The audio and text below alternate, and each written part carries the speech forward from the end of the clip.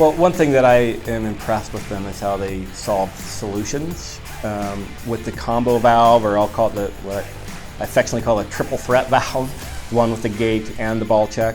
The ragging issue that they allow for those to pass through, where traditional valves, we do see trouble, especially in pump stations. And one thing I don't know that gets talked about enough is the epoxy coating that is applied to your valves. Well, the ragging, I think, for us is a very important issue. Not to mention in areas where there's very little space. Also, the serviceability. One was a lift station.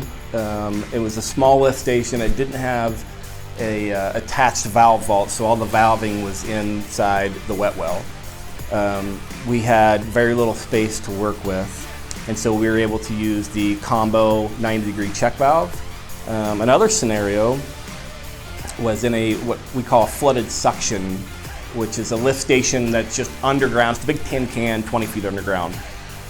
What we found was the current check valve was not operating correctly and allowing flow right? And so it was turning the pump backwards.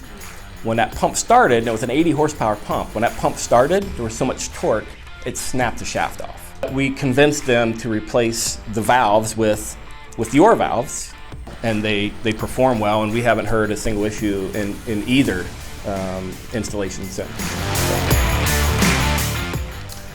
Well, the first evaluation is always aesthetically. What do they look like? And as I mentioned, they look like a superior quality product.